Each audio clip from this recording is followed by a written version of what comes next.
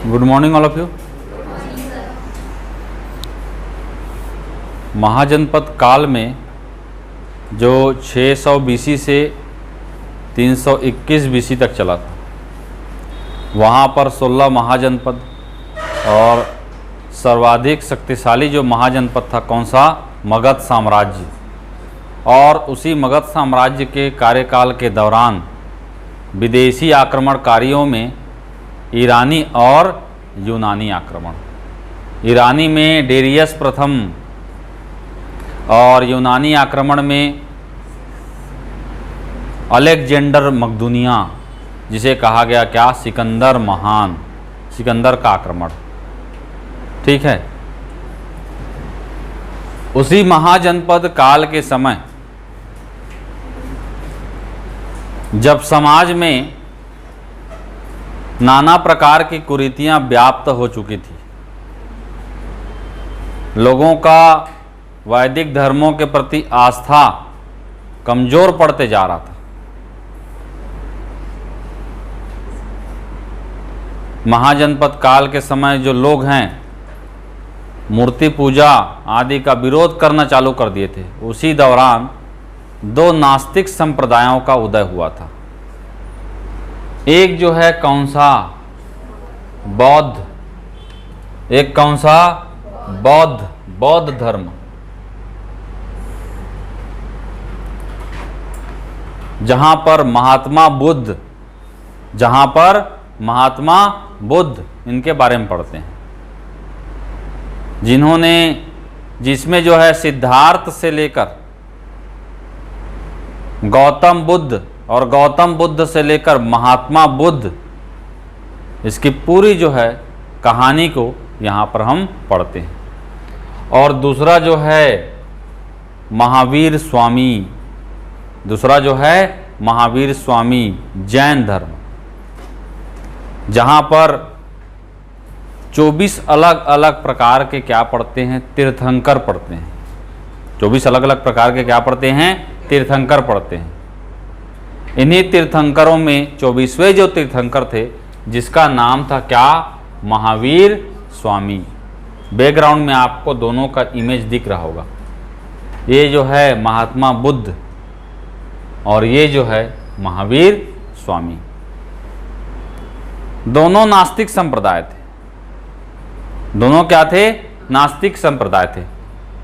तो नास्तिक मतलब क्या होता है? वेदों की प्रामाणिकता पर विश्वास नहीं करते थे। वेदों की प्रामाणिकता पर विश्वास नहीं करते थे। ईश्वर पर आस्था नहीं थी। इसे कहा गया क्या? अनिश्वरवाद। दोनों क्या थे? अनिश्वरवाद थे। बौद्ध धर्म अनात्मवादी था। बौद्ध धर्म क्या था? अनात्मवादी था। मतलब आत्मा पर विश्वास नहीं करता था। किस पर विश्वास करता था? कर्म पर। किस पर विश्वास करता था? कर्म पर। और इसी कर्म के फल को भोगने के लिए बार बार आत्मा क्या करती है? जन्म लेती है, मृत्यु को प्राप्त करती है। इसे कहा गया क्या? पुनर्जन्म। तो एक्चुअली पुनर्जन्म आत्मा का नहीं, किसका होता है? कर्म का होता है। कर्म के कारण ही आत्मा बार बार जन्म लेती है। और जब कर्म के बंधन से मुक्त हो जाती है, तभी उस आत्मा को मोक्ष की क्या होती है? प्राप्ति होती है। बौद्ध धर्म वाले कहते थे। जैन धर्म आत्मवादी थे। जैन धर्म आत्मवादी थे, लेकिन ये भी कर्म को क्या किए? ज्यादा महत्व दिए। कर्म को क्या किए? ज्यादा महत्व दिए। ठीक है। तो पुनर्जन्म पर दोनों की आस्थाएं थी, लेकिन एक आत्मवादी था और एक क्या था? अनात्मवादी था। तो दोनों धर्मों में अगर कहें कि शुरुआत सबसे पहले किसकी होती है, तो जैन धर्म की। किसकी होती है? जैन धर्म की। लेकिन जैन धर्म में 24 तीर्थंकर आते हैं। कितने? 24 तीर्थंकर। इन 24 तीर्थंकरों में जो 24वें तीर्थंकर थे, वहीं से वास्तविक रूप से जैन धर्म की शुरुआत होती है। तो उसके पहले आ गया था, 24वें तक पहुंचने के पहले आ गया था क्या? बौद्ध धर्म। इसीलिए प्राचीन तो जैन धर्म है, लेकिन शुरुआत कहां से करते हैं हम? बौद्ध धर्म से। कहाँ से करते हैं? बौद्ध धर्म से। ठीक है, तो पहले पढ़ेंगे बौद्ध धर्म और उसके बाद पढ़ेंगे जैन धर्म। यहां पर बौद्ध धर्म में सबसे पहले महात्मा बुद्ध का जीवन परिचय। महात्मा बुद्ध का जीवन परिचय। जीवन परिचय कहने का मतलब कैसे वो सिद्धार्थ से गौतम बुद्ध और उसके बाद में महात्मा बुद्ध बने, उसकी कहानी, जीवन परिचय। बौद्ध धर्म की मान्यताएं, शिक्षा, सिद्धांत, शिक्षा और सिद्धांत, बौद्ध धर्म की प्रमुख प्रमुख संगतियां, बौद्ध धर्म का विभाजन और बौद्ध धर्म के पतन का कारण। ठीक है, ये पॉइंट्स है, इन्हीं पर हमें पढ़ना है। ठीक है, तो सबसे पहला महात्मा बुद्ध, इनका जन्म 563 बीसी, 563 बीसी कपिल वस्तु। ठीक है, कपिल वस्तु जो है ये नेपाल का तराई क्षेत्र, नेपाल का तराई क्षेत्र, और वो स्पेशल जो जगह का नाम क्या है? लुम्बिनी। कपिल वस्तु के लुम्बिनी नामक स्थान पर 563 में इनका जन्म हुआ था। इनका बचपन का नाम, मूल नाम था क्या? सिद्धार्थ। क्या नाम था? सिद्धार्थ। पिता जो थे शुद्धोधन, पिता जो थे शुद्धोधन सांख्य कुल के थे, सांख्य वंश के। पूछा जाता है प्रश्न, कहाँ के थे? सांख्य। ठीक है, और माता जो थी जमाता या महामाया, दोनों नाम आता है, ये कोली वंश की थी। तो पिता सांख्य वंश के थे, राजा थे। क्या थे? राजा थे। और माता जो है कोली वंश की थी। इसके जन्म के 7वें दिन, जन्म के 7वें दिन माता की मृत्यु हो जाती है। तो इसको पालन करने वाली जो माँ है वो कौन रहती है? माता गौतमी। माता गौतमी। एक बार इनके दरबार में एक ज्योतिष आता है। वो जो है सिद्धार्थ को देखकर भविष्यवाणी करता है। क्या? या तो यह एक बहुत बड़ा क्या बनेगा? योद्धा बनेगा, या एक बहुत ही महान क्या बनेगा? सन्यासी बनेगा। या तो एक योद्धा बनेगा या क्या बनेगा? सन्यासी बनेगा। ठीक है, तो जन्म के समय ही इसकी भविष्यवाणी कर दी जा रहती है। अब पिता जो खुद एक जो है सांख्य कुल के राजा रहते हैं, पराक्रमी राजा रहते हैं, विशाल साम्राज्य रहता है, वो सोचते हैं कि मेरा बेटा भी क्या बने? एक महान योद्धा बने। उसी के लिए पूरा एम्पायर मैंने खड़ा किया, लेकिन अगर गलती से सन्यासी बन गया तो इतना बड़ा एम्पायर खड़ा करने का कोई अस्तित्व नहीं है। तो इनके पिता बचपन से ही इनको योद्धा बने, इसलिए किसी प्रकार का कष्ट दुख इसके आंख के सामने न दिखे, यह सोचकर हर सुख सुविधाएं महल के अंदर ही रख देते हैं। ये सन्यासी कब बनता है आदमी? जब देखता है दुख तकलीफ माया मोह, तब उनको सब वो जो है सब चीज़ों को क्या कर देता है जी? त्याग कर देता है, और उसके बाद क्या बन जाता है? सन्यासी। तो महल के अंदर ही इनके जो पिता रहते हैं सारे सुख सुविधाएं देने का क्या करते हैं? प्रयास करते हैं। किसी प्रकार से इसको कष्ट मत हो, न ही ये किसी प्रकार का कष्ट देखे, गरीबी देखे, दुख देखे। महल में ही हर सुख सुविधाएं इसको उपलब्ध करा दी जाती है। लेकिन कहा जाता है होनहार बीरवान के होत चिकने पात। गुणी व्यक्ति बचपन से ही उसके लक्षण दिख जाते हैं और यही सिद्धार्थ के मन में चलते रहता है। ये सारी सुख सुविधाएं देने के बावजूद एकांत में रहना पसंद करता है, अकेले गुमसुम सा रहता है। जामुन जम्बुल वृक्ष कहते हैं, इसके नीचे ठीक है सन्यासी मुद्रा में बैठ जाता है। मतलब बचपन से ही इसके में क्या रहते हैं, एक सन्यासी के क्या रहते हैं, गुण रहते हैं। पिताजी की चिंता और बढ़ते जाती है, इसको हर प्रकार की चीज़ें दिए, लेकिन क्यों इन सुख सुविधाओं के पीछे ये नहीं जाकर एकांत में जाना क्या कर रहा है, पसंद कर रहा है। समय बीतते जाता है, आगे बढ़ते जाता है। सिद्धार्थ का विवाह करने का उम्र आ जाता है, तब बोलते हैं हो सके तो इसका विवाह कर दें, जीवन संगिनी मिल जाए तो शायद इसके विचार क्या हो जाएंगे, बदल जाएंगे। और इसी क्रम में यशोधरा, जिससे यशोधरा से क्या करते हैं, ये विवाह करता है।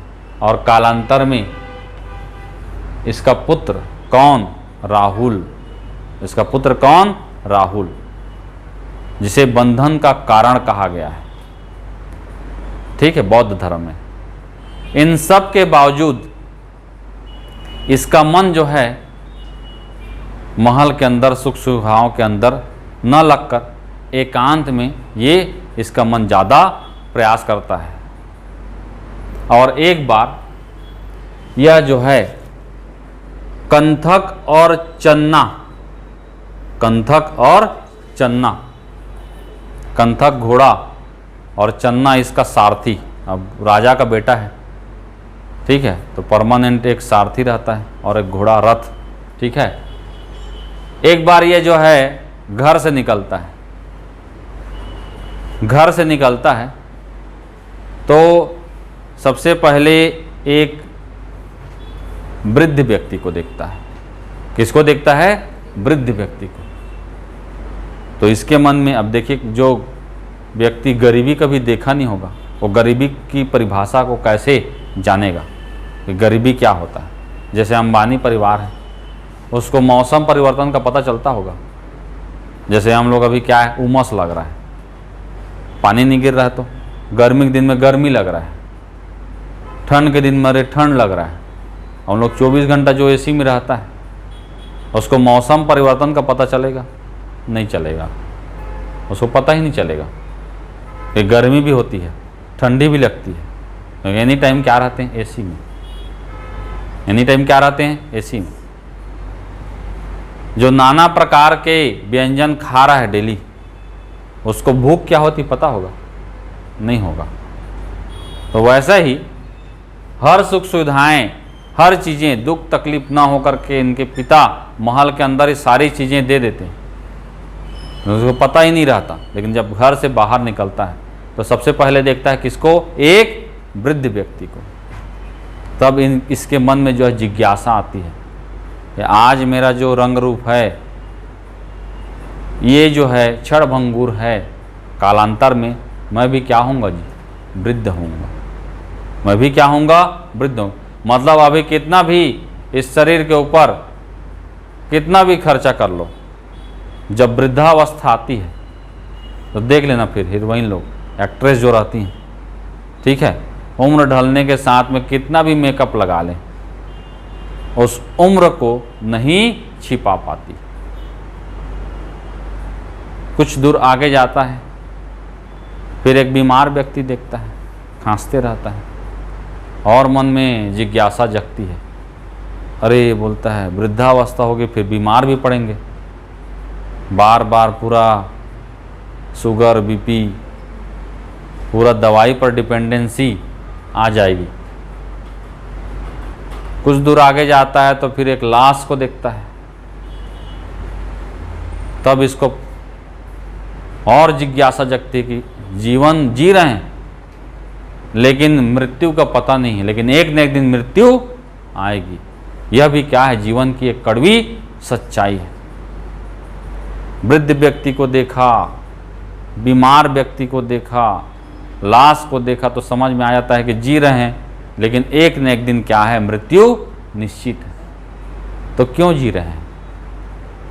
तब आगे जाकर इसको उसका आंसर मिलता है, उत्तर मिलता है। किसको देखता है? एक सन्यासी को। किसको देखता है? एक सन्यासी को, जो मौन मुद्रा में तपस्या करते हुए बैठा रहता है। शरीर से अलग एक ऊर्जा निकलती रहती है, चेहरा ओजस्वी। तब उसको जीवन का उद्देश्य मिल जाता है। क्या? अब मुझे क्या बनना है? सन्यासी बनना है। क्या बनना है? सन्यासी बनना है। मतलब आत्मा बार बार जन्म लेगी, मरेगी, जन्म लेगी, मरेगी। कब तक? जब तक उसको मोक्ष की प्राप्ति नहीं होगी। और मोक्ष की प्राप्ति कब होगी? जब आत्मा को समझ में आ जाएगा कि अब आत्मा की ओर कर्म का प्रवाह नहीं होने वाला है। इसी कर्म के बंधन में आत्मा क्या करती है? जन्म लेती है, मृत्यु प्राप्त करती है, बार बार जन्म और मरण के चक्र में फंसकर रह जाती है। और कब? जब तक उस आत्मा को ज्ञान की प्राप्ति नहीं होती। जब आत्मा को ज्ञान की प्राप्ति होती है, उसे ही कहा जाता है मोक्ष। क्या कहा जाता है? मोक्ष। मतलब जब तक आत्मा को ज्ञान की प्राप्ति नहीं होगी, आत्मा क्या करेगी जी? जन्म और मरण के चक्र में फंस के रह जाएगी और अपने कर्मों को क्या करते रहेगी? भोगते रहेगी। तो अब मेरे को क्या करना है? उसी ज्ञान की प्राप्ति करनी है। अगर मैं ज्ञान की प्राप्ति कर लिया तो आत्मा क्या हो जाएगी? मोक्ष को प्राप्त करेगी। उसी को कहते हैं निर्वाण। क्या कहते हैं? निर्वाण। और महात्मा बुद्ध जैसे जब महान पुरुष का जब निर्वाण होता है, तब उसे कहते हैं महापरिनिर्वाण। अब इसको समझ में आ गया कि मेरे जीवन का उद्देश्य क्या है। मतलब अब योद्धा नहीं, क्या बनना है जी? सन्यासी बनना है। जब आपका उद्देश्य क्लियर होगा, आपका विजन क्लियर होगा, तो आपको वही रास्ता दिखेगा जहाँ जिस रास्ते पर चलकर आप जल्दी से जल्दी उस लक्ष्य को प्राप्त करेंगे। अगर आपके मन में कन्फ्यूजन है कि मेरे को पीएससी करना है, कि व्यापम करना है, कि नौकरी पाना है, पहले जीवन का तो पहले यही उद्देश्य समझ लो। क्या है? कि आपको नौकरी पाना है सिर्फ, कि अधिकारी बनना है। दो चीज़ें होती हैं, नौकरी पाना है या अधिकारी बनना है। नौकरी पाना है तो कोई भी एग्जाम दे के आप नौकरी पा सकते हो। वो व्यापम होगा या रेलवे का होगा, एसएससी का होगा, बैंकिंग का होगा, जिस फील्ड में आप जाना चाहें। लेकिन अधिकारी बनना है तो आपको फिर संघ लोक सेवा आयोग या छत्तीसगढ़ लोक सेवा आयोग, सीजीपीएससी या यूपीएससी, इसका एग्ज़ाम देना पड़ेगा। तो पहले तो इस चीज़ को आप क्लियर कर लो कि आपको करना क्या है। तभी आपका एक रास्ता तय होगा और उसी रास्ते में चलेंगे, तब आप लक्ष्य को प्राप्त करेंगे। तो महात्मा बुद्ध ये तो समझ गए थे कि अब मेरे को क्या बनना है? सन्यासी बनना है। तो सन्यासी बनना है तो कैसे बनेंगे जी? घर में सभी चीज़ों का उपभोग करते रहेंगे तो, या घर को, माया मोह को क्या करेंगे? त्याग करेंगे। कैसे बनेंगे? त्याग करेंगे। पीएससी के एग्ज़ाम कैसे निकलेगा? उसी त्याग से, उसी त्याग से, माया मोह के त्याग से। और दूसरा समर्पण, दूसरा उस पद के लिए समर्पण, डेडिकेशन। तो ये तो समझ गए थे सन्यासी बनना है। तो सन्यासी ऐसा नहीं कि 3 टाइम खाना खा रहे हैं और सन्यासी बन जाएंगे। सन्यासी बनने के लिए सबसे पहले सभी चीज़ों से क्या करना पड़ेगा? संन्यास लेना पड़ेगा। जितनी भी सुख सुविधाएं हैं उनको छोड़ना पड़ेगा।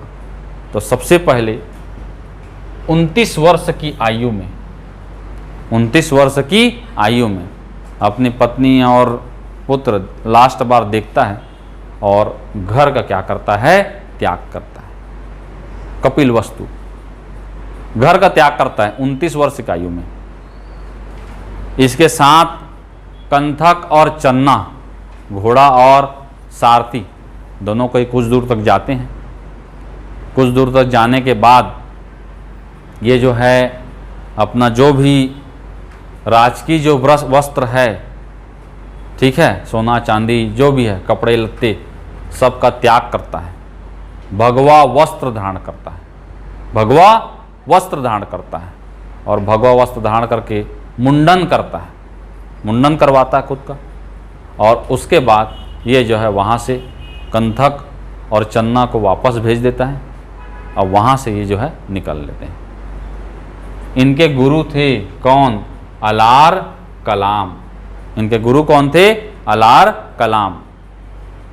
कपिल वस्तु के आगे अनुपेय उद्यान था एक, अनुपेय उद्यान। इस उद्यान में 7 दिन तक, क्योंकि देखिए ये फैसला छोटा मोटा फैसला नहीं है, पूरे जीवन के लिए फैसला है। क्या बनना है जी? सन्यासी बनना है। तो ऐसा नहीं है कि 7 दिन सन्यासी बने, 8वां दिन अरे नहीं बन सकते, वापस कहाँ फंस गए। ठीक है, एग्जाम भी, पीएससी की तैयारी भी ऐसी है। ठीक, अधिकारी बनना है तो आखिरी दम तक आपको प्रयास करना पड़ेगा, जूझना पड़ेगा, संघर्ष करना पड़ेगा, तब आप अधिकारी बनोगे। नहीं तो प्री देने से कोई अधिकारी नहीं बनता, न ही मेंस देने से, न ही इंटरव्यू फेस करने से। सभी में आपका स्कोर अगर अच्छा है, जो बार बार प्रयास से होगा, तब जाकर आप क्या बनोगे जी? उस पद को प्राप्त करोगे, जिसमें एक बहुत बड़ी चुनौती और संघर्ष है। लेकिन हिमालय पर चढ़ना है तो हिम्मत तगड़ा होना चाहिए। ठीक है, तो सन्यासी बनने के लिए घर से तो निकल गए, लेकिन पहले सन्यासी बनने के लिए आपका विचार क्या होना चाहिए? मजबूत होना चाहिए। 7 दिन तक अनुपेय उद्यान में ये अपने आप को सन्यासी के रूप में तैयार करते हैं, विचार करते हैं, मैं सन्यासी बनूंगा तो क्या क्या करना पड़ेगा, कैसे ज्ञान की प्राप्ति होगी। 7 दिन के बाद में कपिल वस्तु से निकलते हैं, ठीक, अनुपेय उद्यान से, और उसके बाद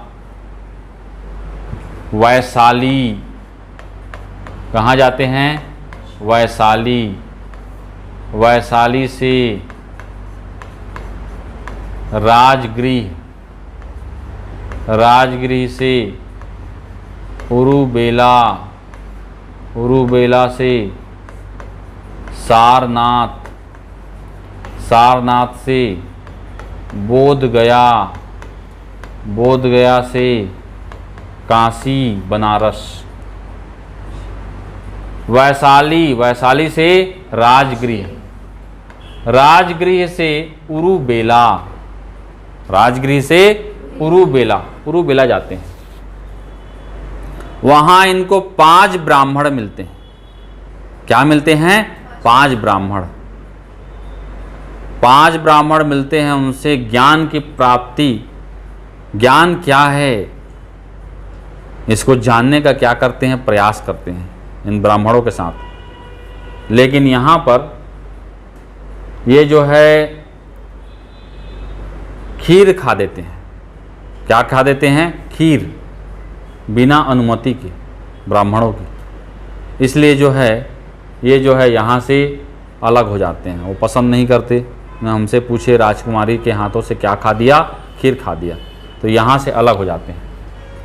ठीक है, उरुबेला से ये जो जाते हैं आपका बोधगया।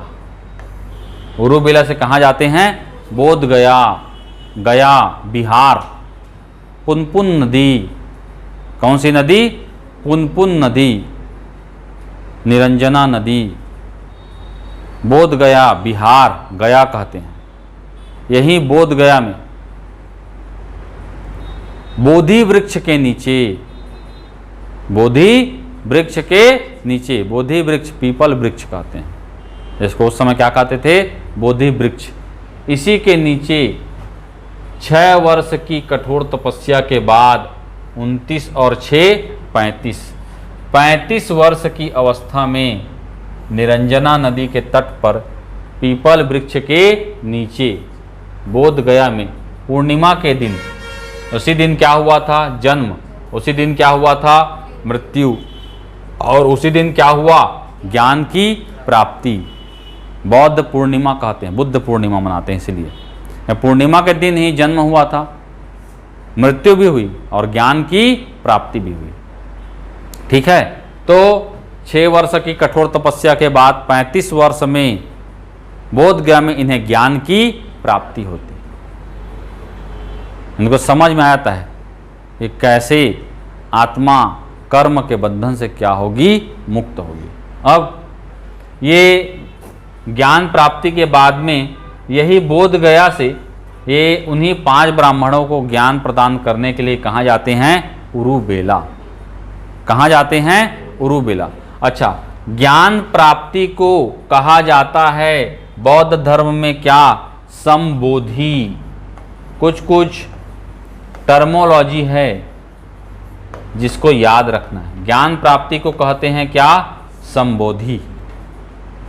ठीक है, ज्ञान प्राप्ति के बाद में ये जो है आपका उन्हीं 5 ब्राह्मणों को ज्ञान देने के लिए कहाँ जाते हैं, उरुबेला। लेकिन तब तक ब्राह्मण कहाँ पहुँच जा रहते हैं, सारनाथ। कहाँ पहुँच जा रहते हैं, सारनाथ। सारनाथ में अपना पहला प्रवचन देते हैं भगवान बुद्ध। सारनाथ में अपना क्या देते हैं, पहला प्रवचन देते हैं, प्रथम प्रवचन, प्रथम उपदेश। इसी को कहा जाता है धर्म चक्र प्रवर्तन। बौद्ध धर्म में धर्म चक्र प्रवर्तन, धर्म चक्र प्रवर्तन। बोध गया से काशी, बोध गया से काशी, सॉरी सारनाथ से, सारनाथ आए, सारनाथ से कहाँ गए, काशी। अब काशी से वापस आते हैं, काशी से फिर जो है आपका सारनाथ से उरुबेला, उरुबेला से राजगृह वैशाली वापस होते हुए। ठीक है, और कालांतर में 483 में, 483 में एक जो है व्यक्ति के यहाँ रुके रहते हैं और वहाँ सूकर मध्य कहते हैं। सूकर मध्य मतलब सुअर का मांस धोखे से, ठीक है, खाते हैं। एक दूषित भोजन रहता है, विषाक्त भोजन रहता है, उसको ग्रहण करते हैं, उनको पता नहीं रहता। ठीक है, और उनका आंत जो है पचा नहीं पाता। ठीक, और 80 वर्ष की उम्र में कुशीनारा, ठीक है, यहाँ इनकी क्या होती है, मृत्यु होती है। इसे ही क्या कहा जाता है, महापरिनिर्वाण। महापरिनिर्वाण। क्लियर। तो देखिए, ज्ञान की प्राप्ति को संबोधि, ठीक है, प्रवचन को धर्म चक्र प्रवर्तन, ठीक है, निर्वाण को, मृत्यु को महापरिनिर्वाण, ठीक है, कहा जाता है। और यहाँ पर प्रथम जो उपदेश है वो कहाँ पर दिया था इन्होंने, याद रखिएगा, कहाँ दिया था, सारनाथ में। सारनाथ, धर्म चक्र प्रवर्तन। और सर्वाधिक जो उपदेश है ये कहाँ दिया था, श्रावस्ती। कहाँ दिया था, श्रावस्ती में। तो सर्वाधिक उपदेश कहा जाए या सर्वाधिक शिष्य कहाँ से बने, तो श्रावस्ती से बने। कहाँ से बने, श्रावस्ती से बने। वैशाली, वैशाली जो स्थान है, यहाँ पर एक तो एक गणिका रहती है आम्रपाली, इसको अपना शिष्य बनाते हैं। और एक जो है डाकू अंगुलीमान, क्या नाम रहता है, डाकू अंगुलीमान।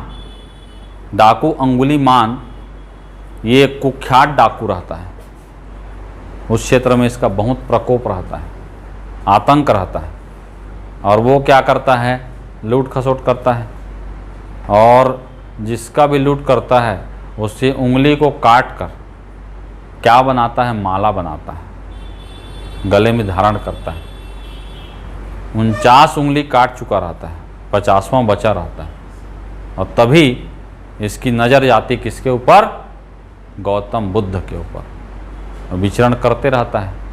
और उसी रास्ते में गौतम बुद्ध भी जाते हैं। तो लोगों के द्वारा ये समझाया जाता है भगवान बुद्ध को कि आप उस रास्ते मत जाओ, क्योंकि उस रास्ते में अंगुलीमाल का क्या है, आतंक है। वो लूट खसोट करता है, उंगली को काट देता है और माला पहनता है। भगवान बुद्ध नहीं मानते और उसी रास्ते में जाते हैं, जाते रहते हैं, और उसी रास्ते में अंगुलीमाल की नज़र पड़ती है गौतम बुद्ध पर।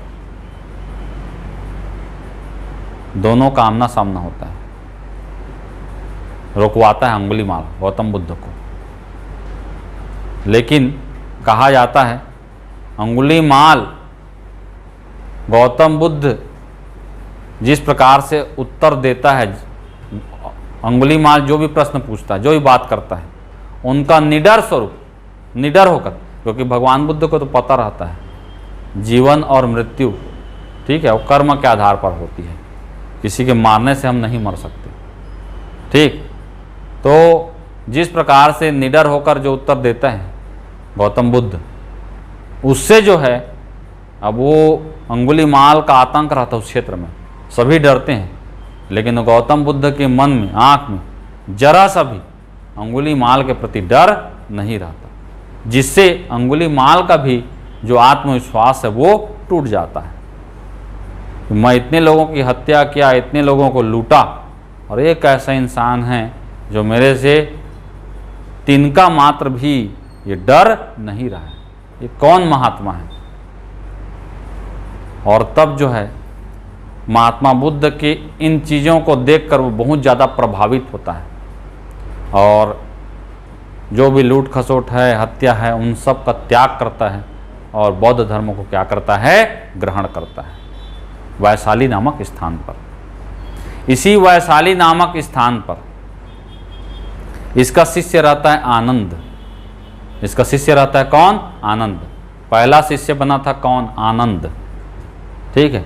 आनंद के कहने पर प्रिय शिष्य रहता है, प्रिय शिष्य आनंद के कहने पर बौद्ध धर्म में महिलाओं को भी क्या करता है, ये प्रवेश देता है, प्रवेश करवाता है। पहले महिलाओं का इसमें प्रवेश नहीं था बौद्ध धर्म में। आनंद के कहने पर वैशाली नामक स्थान पर महिलाओं को भी क्या करते हैं, ये बौद्ध धर्म में प्रवेश देते हैं। और पहली शिष्या बनती है माता गौतमी, जो इसकी कौन रहती है, मौसी रहती है, पालन करने वाली माता रहती है। क्लियर। तो शिष्य में नाम आता है आनंद, जो प्रसिद्ध शिष्य थे, और एक नाम आता है उपाली। क्या नाम आता है, उपाली। आनंद और उपाली, ठीक है। और महिलाओं का प्रवेश जो दिया गया वैशाली नामक स्थान पर, ठीक है। और कौन, माता गौतमी, पहली शिष्या। तो देखिए आनंद प्रिय शिष्य रहता है, उपाली भी प्रिय रहता है, लेकिन सर्वाधिक प्रिय कहेंगे तो आनंद। उपाली के बारे में कहा जाता है वो उस समय का बहुत ही धनवान व्यक्ति रहता है, करोड़पति। वो भी क्या है, बौद्ध धर्म ग्रहण करना चाहता है। तो भगवान बुद्ध पहले उसकी परीक्षा लेते हैं, भाई कि तुम करोड़पति हो, सर्व संपन्न हो, पता चल रहा है एक आध महीना बौद्ध धर्म ग्रहण किए, और उसके बाद यहाँ से जो शिक्षा दीक्षा है उनको जो है जीवन में पालन नहीं किया, वापस चले गए उसी दुनिया में। तो पहले अपने आप को क्या करो, ट्रेंड करो, ठीक। उसकी परीक्षा लेते हैं, और तब जाकर जब वो परीक्षा में पास होता है, ठीक है, तब जाकर उसको अपना क्या बनाते हैं, शिष्य बनाते हैं, ठीक है। अब देखिए बौद्ध धर्म में कुछ कुछ प्रतीक चिन्ह हैं महात्मा बुद्ध से, जो आपको याद रखना है। महात्मा बुद्ध का जो जन्म हुआ उसका प्रतीक चिन्ह क्या लिया, कमल। गृह त्याग, गृह त्याग का घोड़ा। ज्ञान की प्राप्ति, इसे क्या कहा गया, बोधि वृक्ष प्रतीक चिन्ह। निर्वाण को पद चिन्ह। महापरिनिर्वाण को स्तूप। स्तूप कहने का मतलब क्या है, बौद्ध धर्म के अवशेष स्थल, जैसे सांची का स्तूप कहते हैं, बरहूत का स्तूप कहते हैं। तो स्तूप में क्या रखा गया है कहेंगे तो भगवान बुद्ध के क्या हैं, ये अवशेष जो रखे गए हैं, ठीक है। वही क्या है बौद्ध धर्म में स्तूप, और वही क्या है महापरिनिर्वाण। और प्रवचन को क्या कहते हैं चक्र, पद चिन्ह क्या है चक्र। प्रथम उपदेश सारनाथ में, सर्वाधिक उपदेश कहाँ दिए श्रावस्ती, अंतिम उपदेश कुशीनारा उत्तर प्रदेश। बौद्ध धर्म में 3 चीज़ें हैं। पहला है चैत्य, जो बौद्ध धर्म का क्या है पूजा स्थल, जैसे हम लोग मंदिर कहते हैं तो बौद्ध धर्म में क्या कहते हैं चैत्य कहते हैं। दूसरा है स्तूप, बौद्ध भगवान बुद्ध के जो अवशेष स्थल हैं। और तीसरा है विहार, विहार जहाँ बौद्ध भिक्षु क्या करते हैं विश्राम करते हैं। बौद्ध भिक्षु क्या करते हैं विश्राम करते हैं, उसे कहा जाता है क्या विहार। महात्मा बुद्ध का जो गृह त्याग किया गया था उसको बौद्ध धर्म में कहते हैं महाभिनिष्क्रमण। क्या कहते हैं महाभिनिष्क्रमण। और ज्ञान की प्राप्ति को क्या संबोधि। तो कुछ कुछ जो शब्दावली है इसको सही जोड़ी में आता है, याद रखेगा। चारों चीज़ों को पूछा जाता है, संबोधि है, धर्मचक्र है, महाभिनिष्क्रमण है, ठीक है, और महापरिनिर्वाण है। इनको सही जोड़ी में पूछा जाता है, तो आपको इन्हें याद में रखना है। क्लियर। चलिए अब इसके बाद महात्मा बुद्ध या बौद्ध धर्म से संबंधित शिक्षाएं और सिद्धांत। शिक्षाएं और सिद्धांत में त्रिरत्न, ठीक है, त्रिपिटक, सिद्धांत में अलग अलग सिद्धांत है, ठीक है, प्रतीत समुत्पाद, अष्टांगिक मार्ग, अलग अलग सिद्धांत है। तो शिक्षाएं में देखिए त्रिरत्न कहते हैं इसे। इसी त्रिरत्न पर बौद्ध धर्म टिका हुआ है। बुद्धम शरणम गच्छामि, धम्मम शरणम गच्छामि और संघम शरणम गच्छामि। बुद्धम शरणम गच्छामि कहने का मतलब स्वयं बुद्ध। त्रिरत्न में पहले रत्न कौन है स्वयं बुद्ध, जो क्या हैं जागृत और ज्ञानी मानव। बुद्धम शरणम गच्छामि। दूसरा है धम्मम शरणम गच्छामि। धम्मम मतलब बौद्ध धर्म की शिक्षाएं, दूसरा आधार है बौद्ध धर्म का। पहला स्वयं भगवान बुद्ध और दूसरा भगवान बुद्ध के द्वारा दी गई शिक्षाएं धम्म। और तीसरा है संघम शरणम गच्छामि, मतलब बौद्ध धर्म के जो अनुयायी हैं, बौद्ध भिक्षु जो हैं, बौद्ध भिक्षु और अनुयायी, ये सभी क्या हैं, इसी को मिलाकर बनाया गया क्या संघ। तो 3 चीज़ों पर टिका हुआ है बौद्ध धर्म। पहला भगवान बुद्ध, दूसरा भगवान बुद्ध की शिक्षाएं और तीसरा उसके अनुयायी संघ। इसी को कहा जाता है क्या त्रिरत्न। क्या कहा जाता है त्रिरत्न। भगवान बुद्ध जब मृत्यु को प्राप्त किए तो उनके द्वारा जो बताई गई जो शिक्षाएं हैं, उन शिक्षाओं को साहित्य का रूप दिया गया। क्या किया गया साहित्य का रूप दिया गया, जिसे कहा गया क्या त्रिपिटक। क्या कहा गया त्रिपिटक। पहला है सुत्त पिटक, पहला है सुत्त पिटक, प्रथम संगति में, ठीक है, इन्हीं की रचना हुई थी।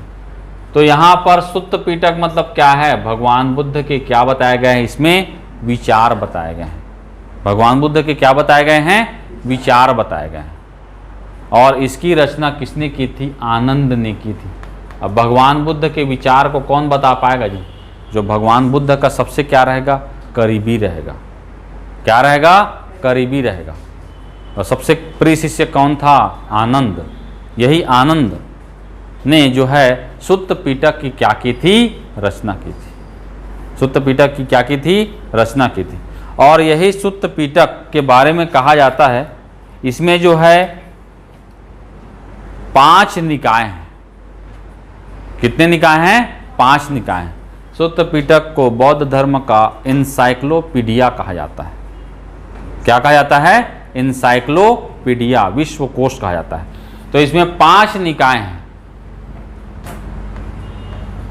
पहला दीर्घ निकाय, पहला है दीर्घ निकाय। निकाय मतलब होता है संकलन, संग्रह।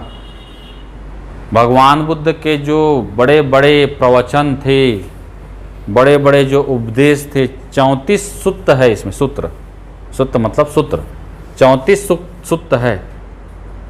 भगवान बुद्ध के जो बड़े बड़े उपदेश हैं, बड़े बड़े जो प्रवचन हैं, लंबे लंबे, ठीक है, वो कहाँ पर रखे गए? उनका संकलन क्या है? दीर्घ निकाय। दूसरा है मंझिम निकाय, दूसरा है मंझिम निकाय। जो लघु सूत्र हैं, लघु उपदेश हैं, वो कहाँ रखे गए हैं? मंझिम निकाय। तीसरा संयुक्त निकाय। संयुक्त निकाय में कुछ कुछ बौद्ध धर्म में जो जैसे प्रतीत समुत्पाद, अष्टांगिक मार्ग, मांझिम प्रतिपदा, जो महत्वपूर्ण शब्दावली है और उसके जो अर्थ हैं, वो सब कहाँ? संयुक्त निकाय में। चौथा अंगुत्तर निकाय। चौथा क्या है? अंगुत्तर निकाय। इसी अंगुत्तर निकाय में 16 महाजनपदों के बारे में बताया गया है। महाजनपद काल में सबसे पहले बताया था। बौद्ध धर्म के अंगुत्तर निकाय और जैन धर्म के भगवती सूत्र से ही क्या 16 महाजनपदों के बारे में जानकारी पता चलती है, ठीक है। और एक है खुद्दक निकाय। खुद्दक निकाय, जहां पर भगवान बुद्ध के जीवन से संबंधित जातक कथाओं को बताया गया है। किसको बताया गया है? जातक कथाओं को बताया गया है। तो सुत्त पिटक के अंतर्गत 5 निकाय हैं, ठीक है।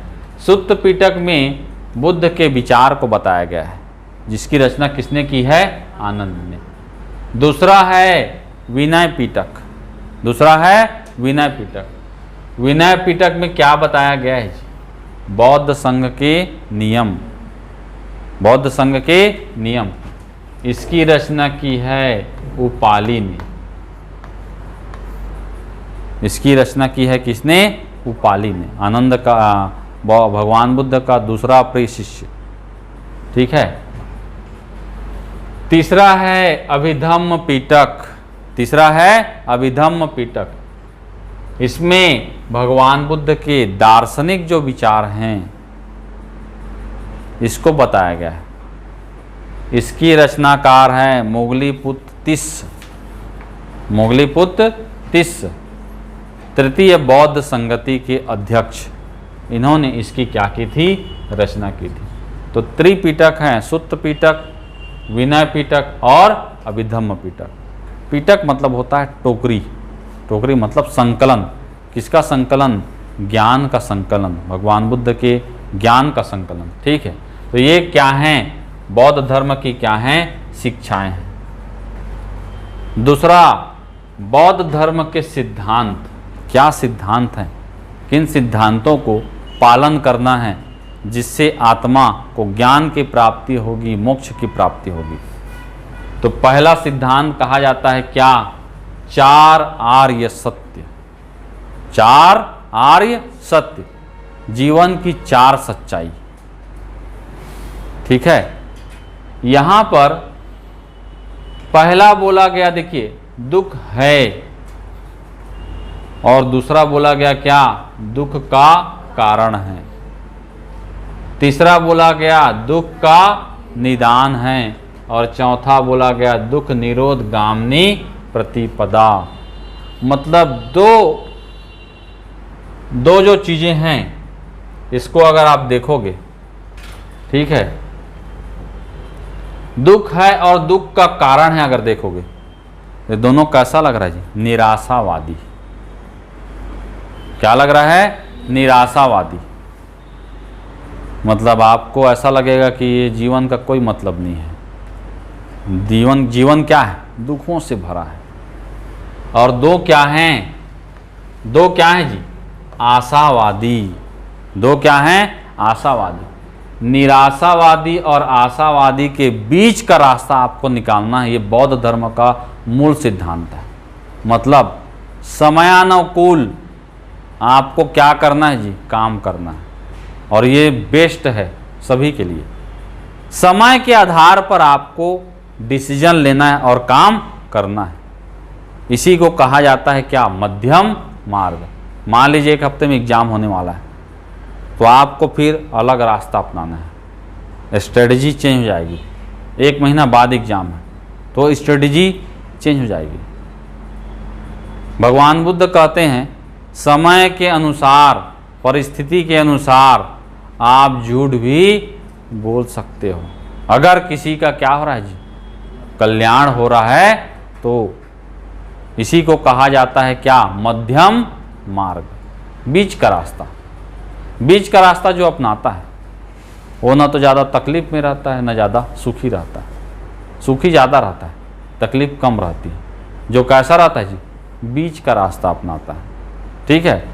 तो 4 आर्य सत्य में पहला बोला गया क्या? दुख है। संसार क्या है जी? दुखों से भरा है।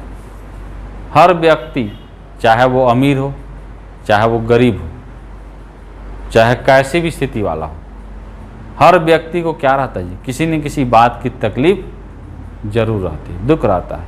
और दुख का कारण, दुख है मतलब दुख क्या है? दुख है किसी अप्रिय से मिलन, किसी अप्रिय से मिलन, वियोग, यही सब क्या है जी? दुख है। और दुख है तो क्या है? दुख का कारण। कोई भी दुख है जीवन में, उस दुख की गहराई को समझोगे। जैसे मान लीजिए अभी आपके अंदर क्या, किस बात का दुख है? नौकरी नहीं लगा। क्या नहीं लगा?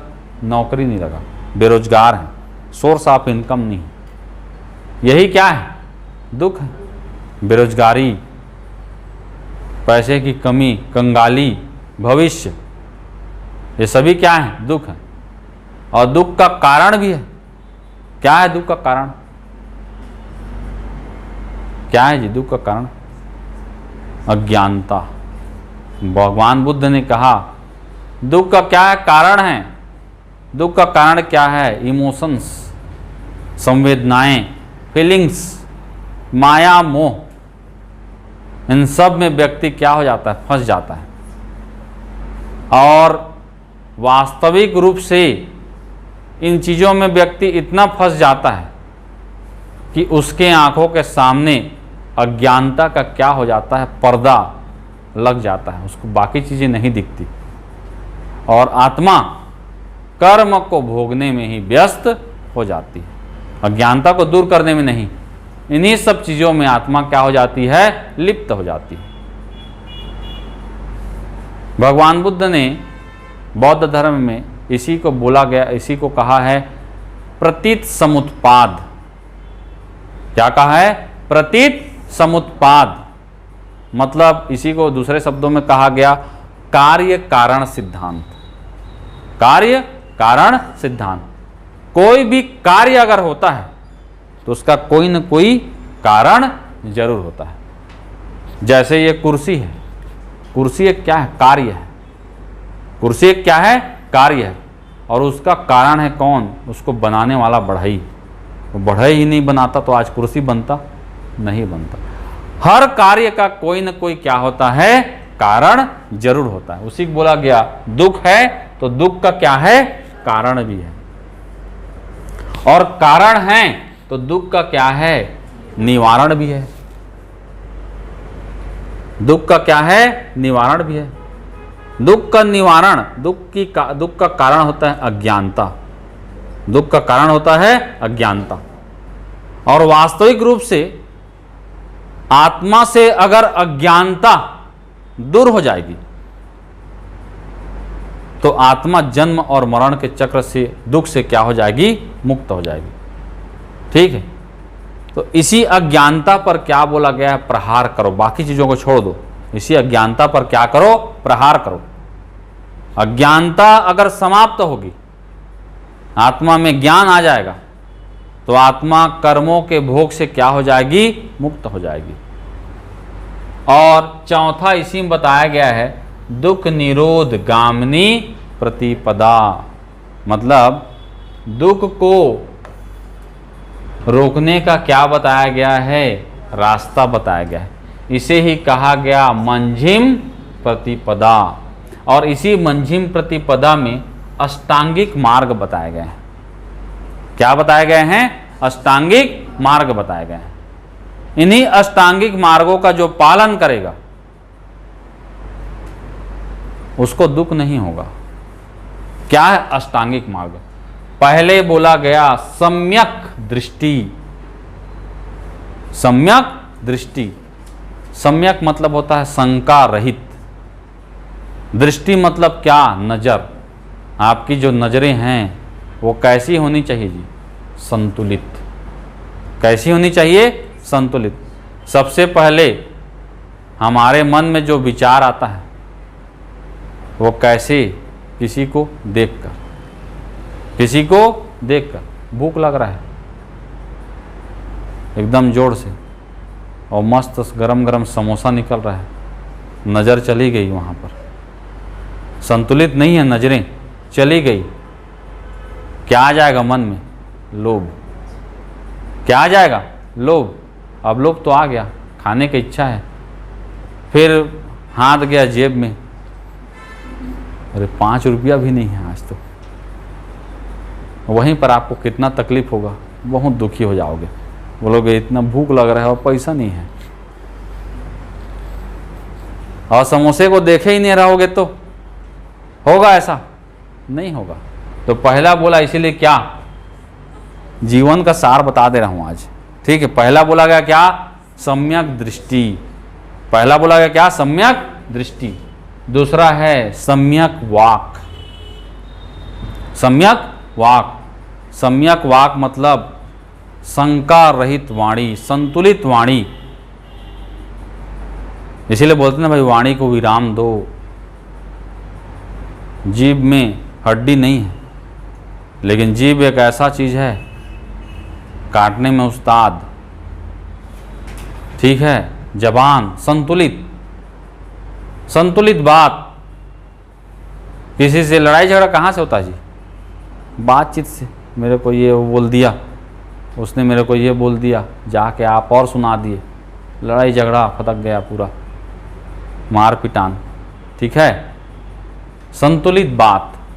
आपकी वाणी कैसी हो? संतुलित हो, तो लड़ाई झगड़ा नहीं होगा, तकलीफ नहीं होगी।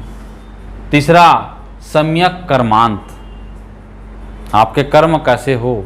संतुलित हो। आपके कर्म कैसे हो? जैसा कर्म करोगे, इसीलिए बोला क्या, जैसा कर्म करोगे वैसा फल मिलेगा।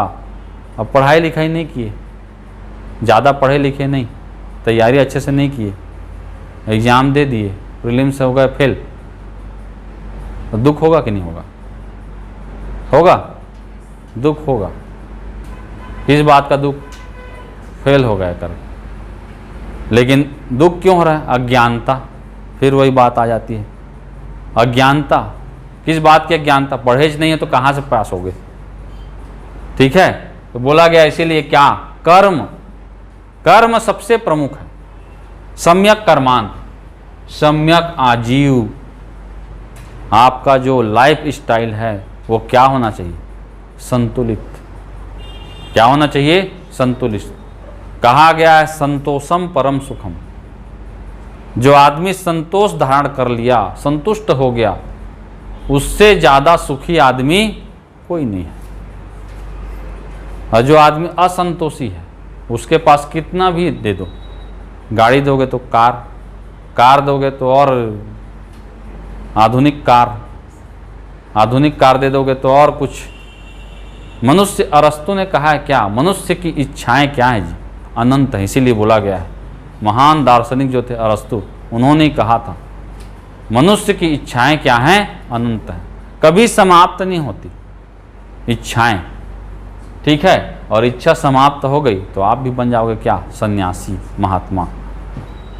सम्यक व्यायाम, सम्यक स्मृति।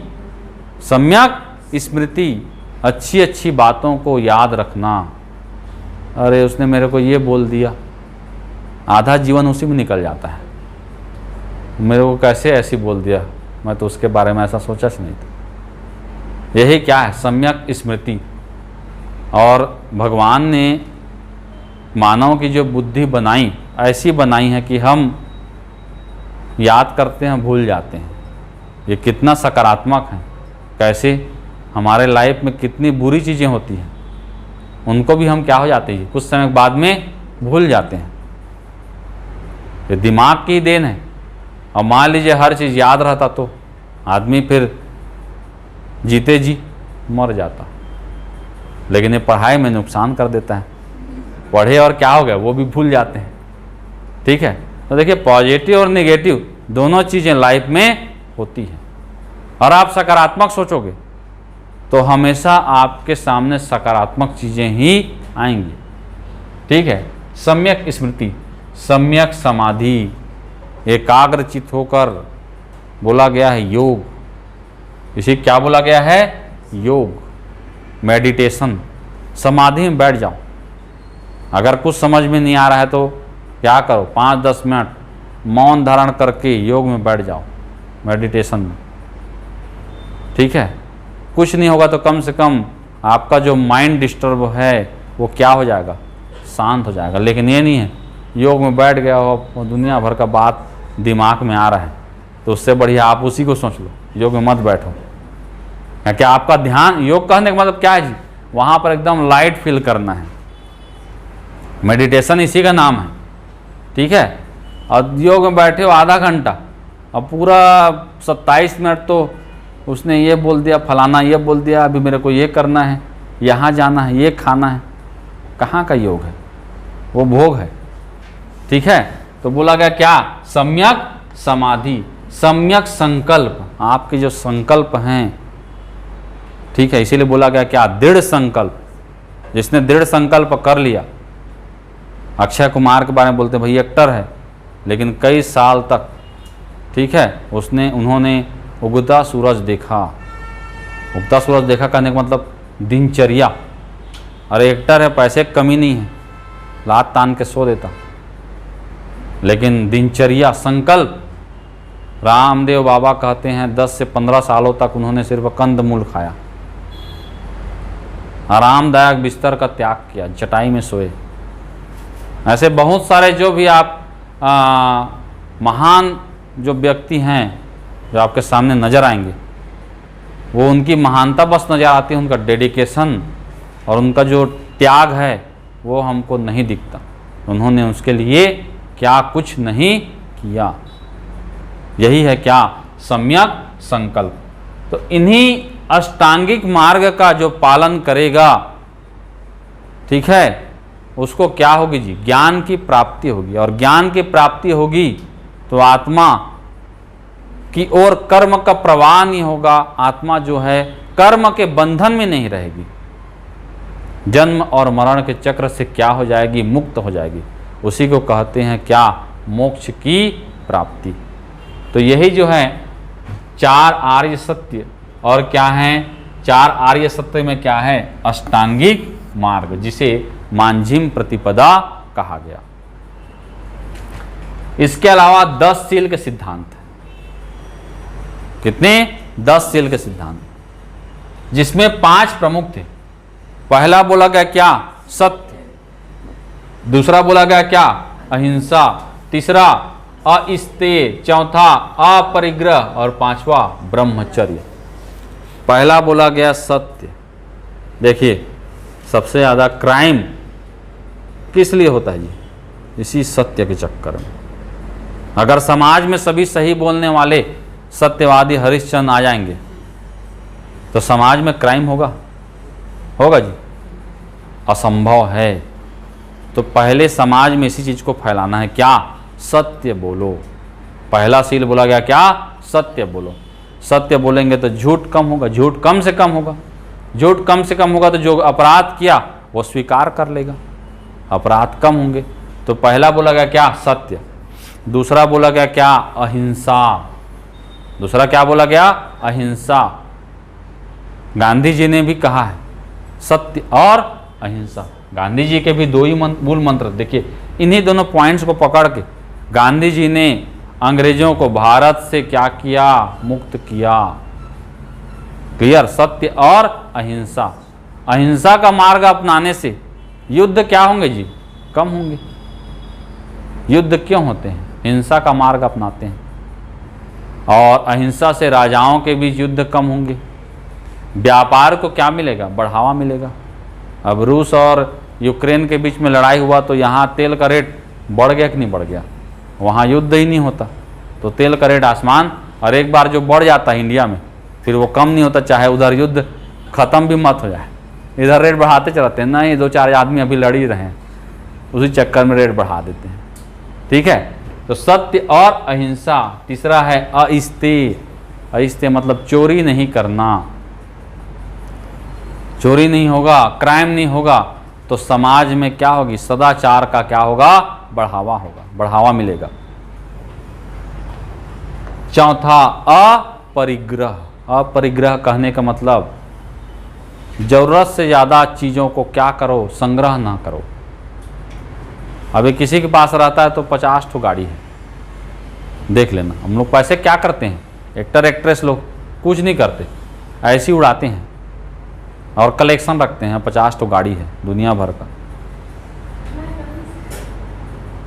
ठीक है, तो कहने का मतलब अगर व्यक्ति संग्रह नहीं करे। देखिए टमाटर का रेट बढ़ने का कारण क्या है जी, अब प्रेजेंट बता रहा हूँ, 150 हो गया है टमाटर का। कारण क्या है, और टमाटर को छोड़ो, अदरक न शकल न सूरत, 80 रुपये पाव हो गया। टमाटर तो चलो दिखने में बढ़िया दिखते हैं, अदरक कहाँ से, कहीं शकल न सूरत है, फिर भी देख रहे हो। ठीक है, तो टमाटर, कभी प्याज का रेट बढ़ जाता है। उस टाइम कोरोना आया था तो नमक नहीं मिलेगा बोल रहे थे, जमाखोरी हो गई थी कोरोना के समय में, नमक नहीं मिलेगा बोले थे, मैं 7 पैकेट ले आया था। जमाखोरी, अब ये हुआ, अब बिना नमक है तो फिर जीवन असंभव है। ठीक है, नमक अगर नहीं रहेगा तो फिर कोई भी चीज़ टेस्ट नहीं रहे, टेस्टलेस है। तो जमाखोरी, सब आदमी ऐसे सोचे नमक नहीं मिलेगा, सभी ले गए नमक 10-10 पैकेट मान लीजिए, तो नमक मिलेगा ही नहीं, ज़रूरतमंदों को नहीं मिलेगा। ठीक है, यही क्या है, अपरिग्रह। ज़रूरत से ज़्यादा चीज़ों को क्या करना, संग्रह करना। अब प्रोडक्ट बनते हैं इसीलिए क्या होता है, उनका खपत होता है। अगर व्यक्ति अपने पास सीमित संसाधन रखे, किसी के पास गाड़ी है तो एक गाड़ी, घर है तो एक ठो घर, तो रेट बढ़ेगा ही नहीं। रेट बढ़ने का कारण क्या है, मांग। मांग कम होगी। देखिए अर्थव्यवस्था में है, मांग जिसकी ज़्यादा होती है उसका मूल्य क्या हो जाता है जी, बढ़ जाता है। ठीक है, मांग कम होती है तो क्या हो जाती है, प्राइस भी, महंगाई भी कम हो जाती है। प्याज अभी मार्केट में आ रहा है, प्याज मिलना बंद हो जाएगा। अब कोई मान लीजिए 100 क्विंटल प्याज को रख दिया, ऐसे 50 आदमी रख दिए, अब प्याज मिलना क्या हो जाएगा, बंद हो जाएगा। प्याज का रेट आसमान छू जाएगा, कभी कभी होता है। वही हालत टमाटर का है। ठीक है, तो यहाँ पर अपरिग्रह और एक है क्या, ब्रह्मचर्य। तो ये जो है 5 सील है। क्या है, 5 सील। ये बौद्ध भिक्षुओं के लिए, सभी के लिए नहीं है। और 5 सील जो हैं ये बोला गया, पहला, दोपहर के बाद भोजन नहीं करना है। क्या बोला गया, दोपहर के बाद भोजन नहीं करना है।